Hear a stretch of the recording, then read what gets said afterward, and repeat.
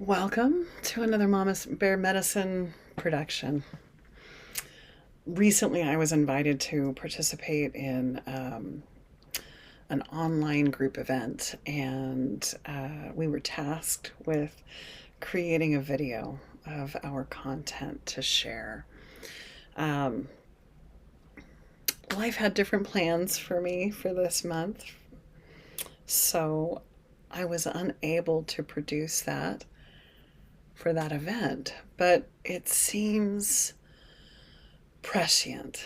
Uh, and so I thought I'd produce this content anyway and offer it to you, just in case it's something that you might find valuable at this moment in time. Um, as you know, there is an upheaval in our world currently, and there are a lot of traumatic events unfolding. There are wars and genocides and the retraction of human rights. And, I'm sure that if you're watching this video, you don't need me to tally up all of the events of the day. At the same time that those things are happening, a lot of us are experiencing our own personal grievances. So maybe it's health issues cropping up, and maybe it's interpersonal relationships that are strained or causing harm. Whatever it is, there are abundant opportunities to experience what might be considered soul loss. So if you haven't heard of that term before, there is, in certain indigenous cultures, there is the belief that soul loss is really the primary cause of any disease that we might experience in our body. And what soul loss is actually a biological response to a traumatic event happening. So let's say that we got into a car accident, and in the process of that car accident and that trauma, there is a piece of our soul that needed to leave the rest of the body in order for the whole of ourselves to be able to survive that event. Now, in a well-functioning, healthy body, once that event is over, that soul piece finds its way back to us, and we get to carry on as a complete individual.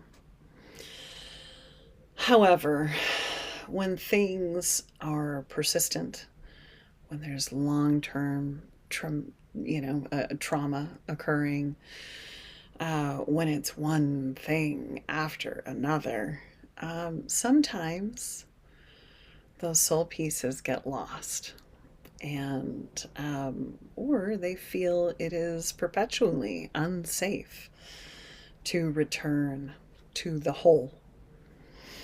And so we can end up walking around with a bunch of, like Swiss cheese, with a bunch of holes in our spirit body and our soul. And those holes are where disease takes root. Other ways that it might manifest, that soul loss you might recognize as manifesting in your life, is dissociation, particularly chronic dissociation, when you find yourself just incapable of actually being present. or you feel as though you're kind of living a muted life or a half life, or that your life isn't showing up in Technicolor. It's just like black and white. Um, it might be experienced as a sense of malaise. How else would we experience the feeling of soul loss? Certainly, if you have chronic depression or chronic illness that keeps cropping up, that can be both a source of soul loss and a symptom of soul loss. These days, many of us, all we have to do is look at our phone and see the news, or have an interaction with a troll, or maybe it's a family member who shocks us with untoward, unknown, previously unknown personal beliefs. You know, knowing people, knowing that we're dropping bombs and whatnot, that's definitely material that could contribute to the experience of soul loss. And maybe it's nothing in present day. Maybe it's experiences we had as children. Maybe we came into this life already with a degree of soul loss, either epigenetically being passed down from our mom and dad, or from past lives. Whatever it is, you have the power to bring it back. You have the power to heal this for yourself. Isn't that exciting? I think that's very uplifting. And certainly, this is a time I think it would behoove the entire world to have as many spiritually intact humans as can be mustered. So, I wanted to offer a way that we can all call ourselves back. And this is something that you can take on as personal hygiene, just like brushing your teeth or brushing your hair or taking a shower. Just like all of those things, you can do it once a week. You can do it once a day. You can do it as many times a day as you feel called to do. It certainly won't hurt. Pardon me. So, how do we do that? How do we call ourselves back? No, first of all, a wonderful way to think of soul loss is just to remember the story of Peter Pan. The island of lost boys is the perfect visual for those soul parts. And then what happens? Let's say you did have a traumatic event when you were a child, and your soul left that event and journeyed to the island of lost children. Pinocchio also has that imagery in there, in that story. That aspect of self wasn't allowed really the opportunity to come back and grow and mature the way that the rest of us has. So there is a piece because of that trauma that is anchored at whatever age it left at. And, you know, psychologically, if you happen to be a therapist, then there are technical words for these processes, but you will see the psychology that mirrors a lot of this process. It really backs up a lot of these ideas. So what we're going to do You can do this standing up like I am. You can do it seated. You can do it walking around.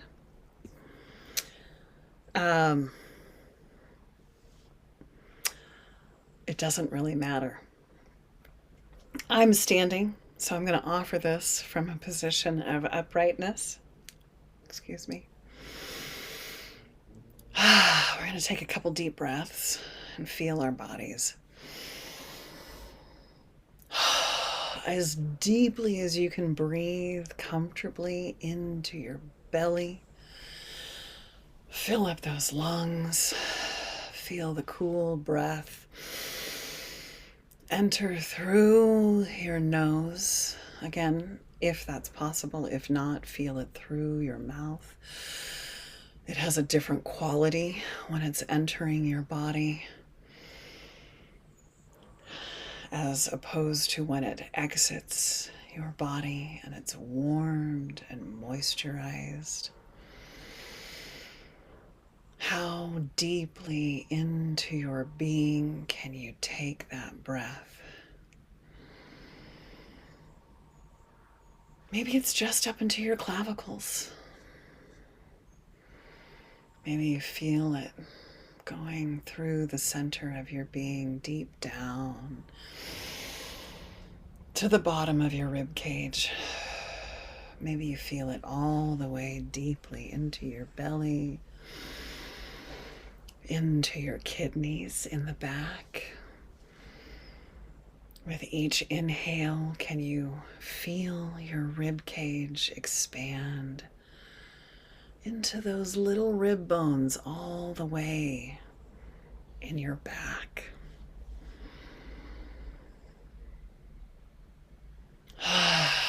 Can you feel that breath all the way into your feet? The pads of your feet, the arches of your feet, the tops of your feet. Maybe after all of these breaths, you'd like to hold it and feel the strain. The kitties are chittering. My buddy up here, I have a family of ravens who likes to join me every day. If you've taken that breath in and you have decided to hold it for a few seconds, just let it out now. Feel the shift in your energy. Feel what happens physically to your body. Is there a relief? Is there a tingle? Do you want to hold the breath as it's released from your body for just a few seconds?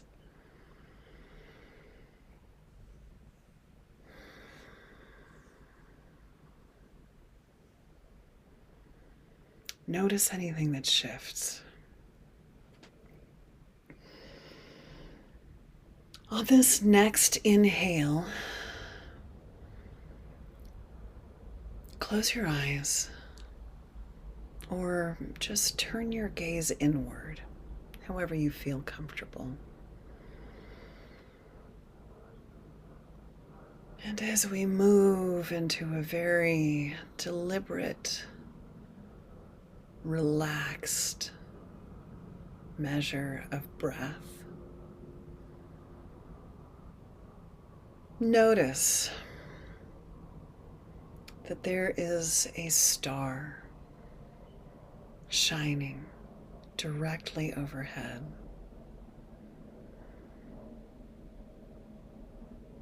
As you focus on that star, it grows brighter and brighter and brighter until that star is shining as brightly as the sun. This is your star. And maybe you identify that star with an astral body in our known universe.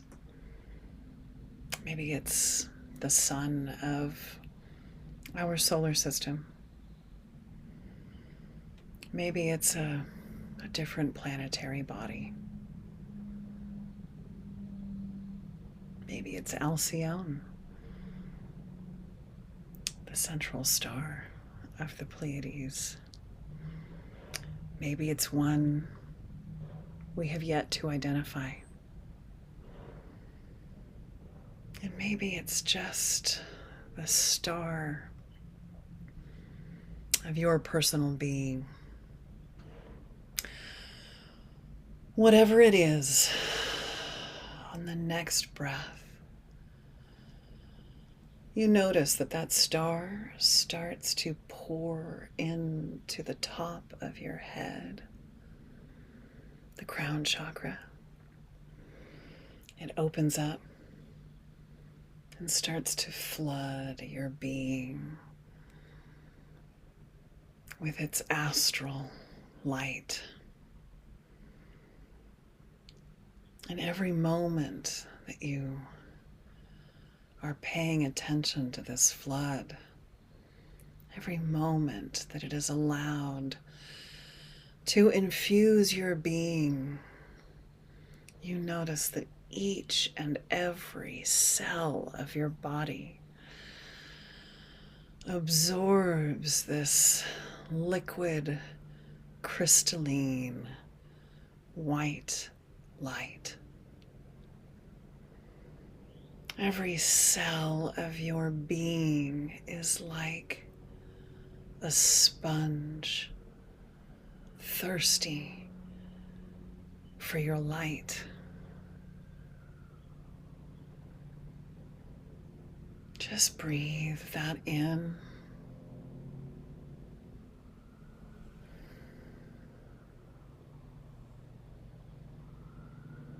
And when you're ready, I want you to speak out loud. It is safe to be here now. It is safe to be in my body right now.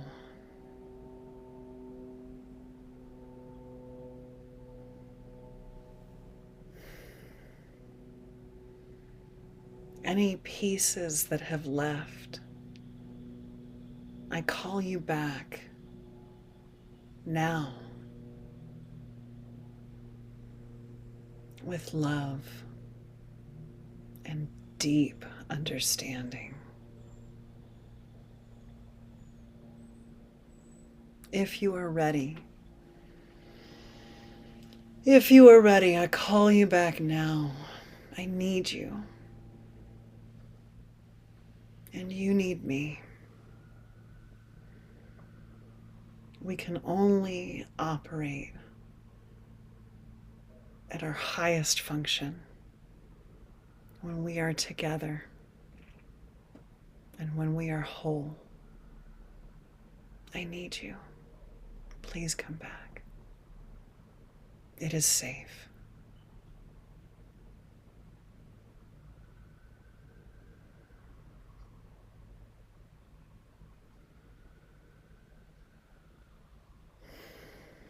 And when you feel complete, when you feel that all of the pieces who are ready to serve you again in this moment have had the time to come back and integrate into your being. It doesn't need to take a long time, but sometimes it does.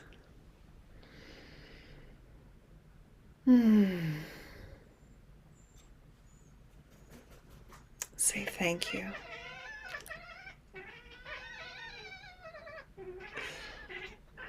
Do you hear the kitties chittering? The raven just came down to feast on my spirit plates. Say thank you and offer gratitude to yourself.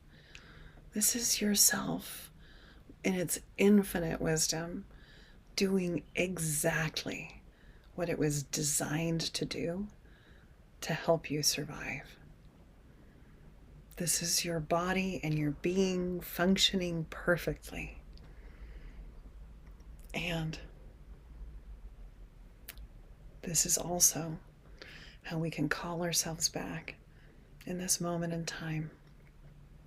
So if you feel complete, open your eyes, flutter them open gently. Turn your gaze outward again. Just take a moment to wrap up this process with gratitude. Gratitude for you. Gratitude for your being. Gratitude for yourself.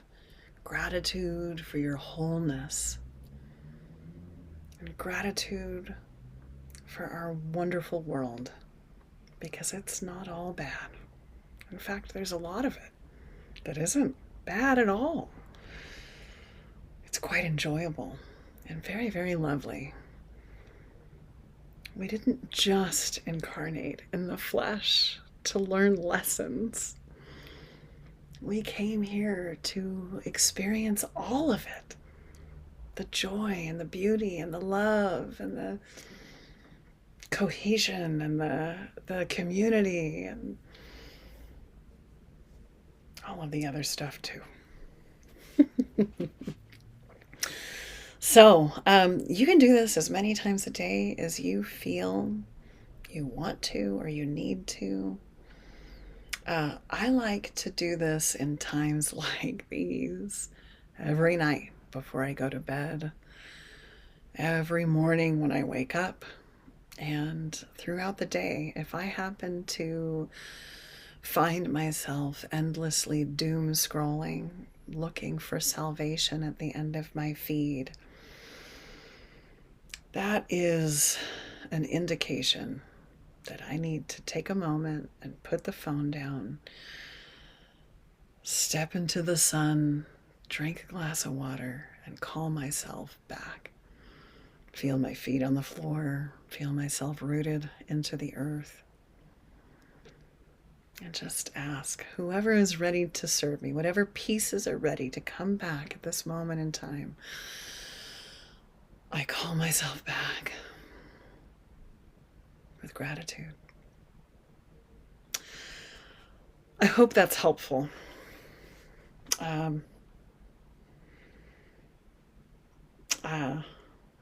I might do more of these if you find it helpful. Feel free to leave any comments or questions about this process connected to this video.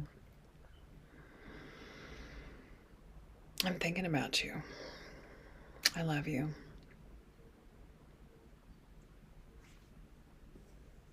And